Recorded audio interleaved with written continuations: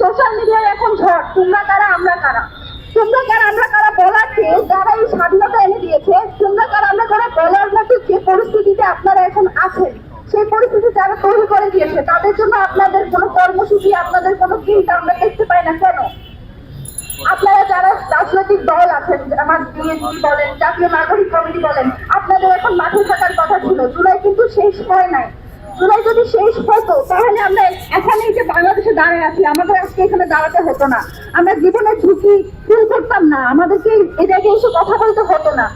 আপনারা জানেন আমাদের চট্টগ্রামে, আমাদের ঢাকায় অনেকে শহীদ হয়েছে, কিন্তু যারা গ্রাম পর্যায়ে আছে, যারা বিভিন্ন বিশ্ববিদ্যালয়ে পড়ালেখা করছে, বড় শহরে আছে, তাদের কথা হয়তো আমরা জানতে পারছি, কিন্তু যারা গ্রাম পর্যায়ে নেতৃত্ব দিয়েছে, যারা গ্রাম পর্যায়ে আন্দোলন করেছে, তাদের খবর কিন্তু এখনো পর্যন্ত মিডিয়ায় আসছে না। আমরা এখনো জানি না যে কতজন আসলে শহীদ হয়েছে, এবং যেই ছিনতাই, চুরি ইত্যাদির মোড়কে যেসব নিউজ আসছে, সেই নিউজগুলো আসলে ছিনতাই, চুরি কিনা নাকি গুপ্ত হত্যা, তা কিন্তু আমরা জানি না।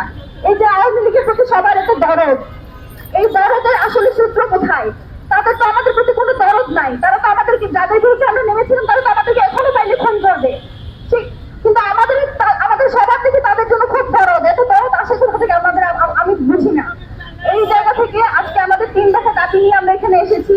সেই 3 দফা দাবি হলো গুপ্ত হত্যাকারী আওয়ামী লীগের নিবন্ধন বাতিল করতে হবে, এবং আমাদের যেসব দেশপ্রেমিক ভাই বোন আওয়ামী লীগের গুপ্ত হত্যার শিকার হচ্ছে তাদেরকে বাঁচাতে আওয়ামী লীগের যেসব ইউনিয়ন থেকে কেন্দ্র পর্যন্ত যে কমিটিগুলো ছিল, তাদের যারা সন্ত্রাসী কার্যক্রম চালিয়েছে, তারা নিষিদ্ধ সংগঠন, এখন তাদেরকে অবিলম্বে গ্রেপ্তার করতে হবে। তৃতীয়ত, প্রাইভেট বিশ্ববিদ্যালয় সহ বাংলাদেশের সকল জুলাই যোদ্ধাদের নিরাপত্তা নিশ্চিত করতে হবে ইন্টারিম গভর্নমেন্টকে। আমরা শুনতে চাই না আপনাদের কি কি সীমাবদ্ধতা আছে, এইসব সীমাবদ্ধতার কথা আমাদেরকে শোনাবেন না, আমরা শুনতে চাই না। বাংলাদেশের বিচার ব্যবস্থা, বাংলাদেশের আইন শৃঙ্খলা, ল অ্যান্ড অর্ডারকে আপনারা ঠিক করেন, আর যদি ঠিক করতে না পারেন আপনারা বলে দেন, আমরা নিজেরাই তার ব্যবস্থা করে নিব। কিন্তু আপনাদের হাতে আমরা যে দায়িত্ব তুলে দিয়েছি, সেই দায়িত্ব যথাযথভাবে পালন করার চেষ্টা করেন, না দায়িত্ব ছেড়ে দেন।